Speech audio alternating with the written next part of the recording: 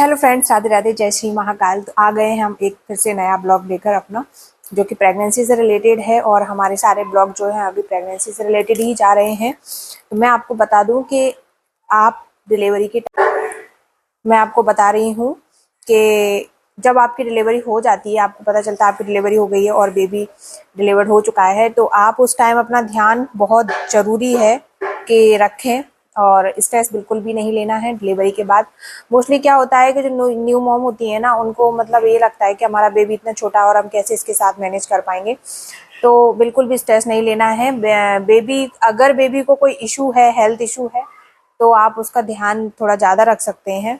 वैसे हमारे बेबी को हम बताएं तो हमारे बेबी को पीलिया हो गया था पहले, छोटा था जब। तो पीलिया हमको स्टार्टिंग में नहीं पता चला था। हमारा जो डॉक्टर था ना, उसने हमको बताया था कि 2-3 दिन बाद आप इसको देखा। तो मैं गई थी वहां पे, तो फिर उन्होंने बताया कि इसको जॉइंटिस हुआ है और धूप दिखानी है। तो हमने इसको धूप दिखाई, पर धूप से कोई आराम नहीं मिला इसको। इसकी तबीयत बहुत ज्यादा बिगड़ गई थी। फिर हमने इसको जो है एडमिट किया, तो उसके बाद इसको रिलीफ मिल गया था। तो अगर आपको मतलब आपके बेबी को अगर हेल्थ इशू है, तो आप जो है नाइट में उसको हर 2 घंटे में फीड कराना है आपको। और वैसे भी कराना ही पड़ता है। अगर बेबी आपका सो रहा है, रो नहीं रहा है, तो कोई दिक्कत नहीं है। अगर वो रो रहा है तो मोस्टली वो भूखा होता है जब भी रोता है, तो आप उसको फीड कराएं। और अपना ध्यान कैसे रखें कि फीड उसको कैसे कराना है, कि आपको पीछे तकिया लगाना है आपकी कमर के पास, ताकि आपके कमर को सपोर्ट मिले। और हो सके तो आप बेल्ट भी यूज कर सकते हैं, बेल्ट से काफी सपोर्ट मिलता है। मैंने तो नहीं किया था क्योंकि मुझे नहीं पता था। तो मेरी फर्स्ट टाइम में जो प्रेगनेंसी थी ना, उस टाइम मुझे बहुत सारे इश्यूज आए थे और काफी पेन भी होने लगा था मुझे कमर में और हाथ पैरों में, क्योंकि ये ना। और हाँ फ्रेंड्स, आपको जो दवाइयाँ मिलती है ना कैल्शियम की और आयरन की, वो कभी मिस मत करिएगा, क्योंकि वो बहुत इंपॉर्टेंट होती हैं आपकी प्रेगनेंसी के टाइम पे। हमने हमने तो नहीं खाई थी। हम अपना बताएं तो हमने तो नहीं खाई थी, क्योंकि बहुत गंदी स्मेल आती थी और लगता भी था कि नहीं खाना चाहिए। पर इतना मुझे नहीं पता था कि इतनी इंपॉर्टेंट होती हैं।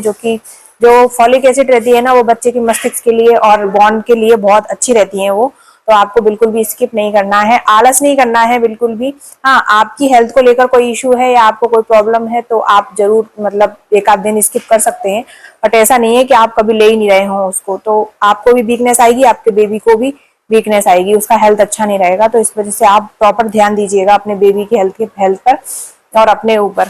क्योंकि जब डिलीवरी हो जाती है ना, तो बहुत ज्यादा ही वीकनेस आ जाती है, चलने फिरने में चक्कर आते हैं और कुछ करने का मन नहीं होता है।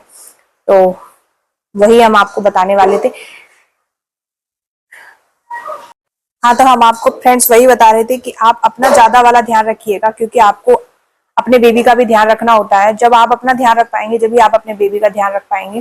क्योंकि बेबी को तो आपको बस फीड कराना है, और खाने पीने की जो भी ड्राई फ्रूट्स वगैरह हैं, लड्डू हैं, वो आप जरूर खाइएगा। जैसा कि मैंने बताया, अगर आपको और आपके बेबी को कोई हेल्थ इशू नहीं है तब। तो मेरे बेबी को तो पीलिया हो गया था, तो मैंने कुछ ज्यादा गर्म चीजें खा नहीं पाई थी, जो है डिलीवरी के बाद खाई जाती हैं, वो मैंने बहुत कम खाई थी। क्योंकि हम और हमारा बेबी दोनों ही हॉस्पिटल में थे। तो बस हम इसलिए आपको बता रहे हैं कि हमको जो प्रॉब्लम आई है वो आपको नहीं आए प्रॉब्लम। क्योंकि मोस्टली होता है ना कभी कभी कि न्यू मॉम जो बनती हैं उनको इतना एक्सपीरियंस नहीं रहता है, तो अपने जो है स्वास्थ्य पर ध्यान नहीं दे पाती हैं। तो मैंने भी वही किया था। मुझे भी ऐसा मतलब वो नहीं था, पता नहीं था कि इतनी सारी प्रॉब्लम्स आती हैं जो है। तो आप जरूर ध्यान दीजिएगा। और बेबी तो बस फीड ही कराना उसको, तो अपना ज्यादा वाला ध्यान रखना है, ताकि आप। और अगर बेबी आपका सोता नहीं है, टेंशन मत लीजिएगा कि अगर ये सोएगा नहीं तो फिर मैं कैसे सोऊंगी। क्योंकि वो तो छोटा सा ही रहता है, कहीं जा तो सकता नहीं है। तो गिरने का और उसको शैतानी करने का टाइम तो मतलब वो तो है ही नहीं है कि अभी वो इतना ज्यादा परेशान करेगा आपको।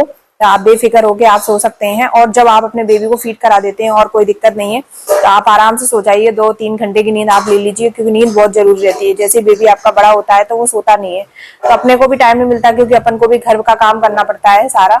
तो इस वजह से मैं आपको बता रही हूँ कि बहुत सारी चीजें होती हैं जो कि आपको अपने मैनेज करके लाइफ में चलनी पड़ती हैं।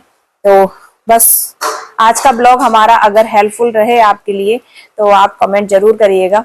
और thank you so much. Radhe Radhe, जय श्री महाकाल, जय श्री राम।